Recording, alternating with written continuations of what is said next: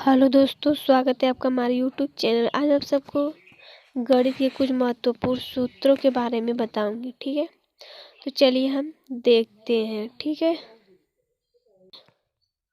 तो हमारा पहला है आयत। क्या? आयत, रेक्टेंगल। ठीक है, जिसे हम रेक्टेंगल कहते हैं। वह चतुर्भुज जिसकी आमने सामने की भुजाएं समान हो तथा प्रत्येक कोण समकोण, मतलब प्रत्येक कोण समकोण यानी 90 अंश के हों, के साथ विकर्ण भी समान हो। जिसका विकर्ण भी समान हो उसे हम क्या कहते हैं? आयत। ठीक है, उसे हम क्या कहते हैं? आयत। इसका पहला सूत्र है, देखिए आयत का। आयत का क्षेत्रफल बराबर लंबाई गुणे चौड़ाई। ठीक है, आयत का क्षेत्रफल बराबर क्या होता है? तो क्षेत्रफल, ये क्षेत्रफल, आयत का क्षेत्रफल लंबाई गुणे चौड़ाई। ठीक है,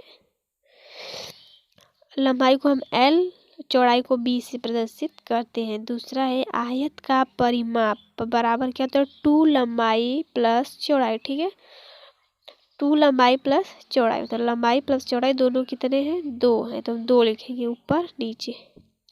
अब अगर कमरा का निकालने होगा, मतलब कमरे का क्षेत्रफल, तो क्या करेंगे? कमरे की 4 दीवारों का क्षेत्रफल बराबर क्या होगा? 2 कोष्टक में लंबाई प्लस चौड़ाई गुणे ऊंचाई। और ये है हमारा आयत। ठीक है, ये है आयत जिसकी आमने सामने की भुजाएं दोनों बराबर है। ठीक है, जिसकी आमने सामने भुजाएं बराबर हो वो, और जिसका कोण 90 अंश को, देखिए इसका कोण क्या है? 90 अंश का समकोण हो, उसे हम क्या कहते हैं? आयत। अब हम अगला देखते हैं वर्ग, स्क्वायर। ठीक है, वर्ग, तो वर्ग किसे कहते हैं? उस चतुर्भुज को वर्ग कहते हैं जिसकी सभी भुजाएं समान व प्रत्येक कोण 90 अंश। ठीक है, इसकी सभी भुजाएं समान हो और उसका प्रत्येक कोण 90 अंश का हो। तो पहला है इसका सूत्र, वर्ग का क्षेत्रफल बराबर भुजा स्क्वायर और विकर्ण स्क्वायर। ठीक है, दूसरा है स्क्वायर का विकर्ण बराबर भुजा। तीसरा सूत्र है इसका, वर्ग का परिमाप, तो वर्ग का परिमाप बराबर 4 गुणे भुजा स्क्वायर। तो देखिए ये हमारे वर्ग का चित्र, जिसकी चारों भुजाएं जो है वो क्या है? बराबर है। ठीक है, इसकी चारों भुजाएं बराबर है। देखिए इसकी चारों भुजाएं, ये इसका ये जो है 90 अंश का कोण है, इसकी चारों भुजाएं 90 अंश का, चारों भुजाएं बराबर, उसे हम क्या कहते हैं? वर्ग कहते हैं। और ये देखिए नोट में पढ़ लीजिए, यदि किसी वर्ग का क्षेत्रफल बराबर आयत का क्षेत्रफल दिया हो तो आयत का परिमाप जो होता है वो हमेशा जो है बड़ा होता है। ठीक है, अगला हम देखेंगे समांतर चतुर्भुज, पैरेललोग्राम। ठीक है,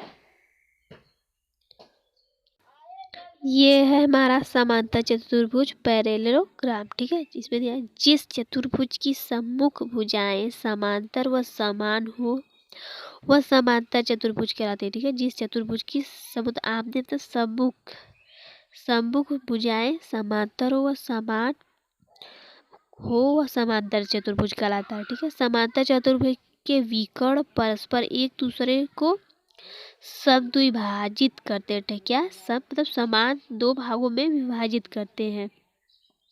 एक विकर्ण समांतर चतुर्भुज के 2 समान त्रिभुजों में बांटता है। ठीक है, 2 समान त्रिभुजों में बांटता है। जैसे देखिए ये चित्र है, ये 2 समान त्रिभुजों में इसे बांट देगा। ठीक है, इसका सूत्र है पहला, समांतर चतुर्भुज का क्षेत्रफल बराबर आधार गुणे ऊंचाई। ठीक है, ये आधार, इसकी ऊंचाई। ठीक है, दूसरा है समांतर चतुर्भुज का परिमाप, तो 2 गुणे आसन भुजाओं का योग। ठीक है, ये जो है ये हमारा क्या है? ये समांतर चतुर्भुज। A, B, C और D। अगला हमारा है समचतुर्भुज, रोम्बस। ठीक है, इसे देखते हैं। तो चलिए देखते हैं समचतुर्भुज रोम्बस, उसे क्या कहते हैं? उस समांतर चतुर्भुज को समचतुर्भुज कहते हैं जिसकी सभी भुजाएं समान हो। क्या हो? समान हो। इसकी देखिए सभी भुजाएं क्या है? समान है।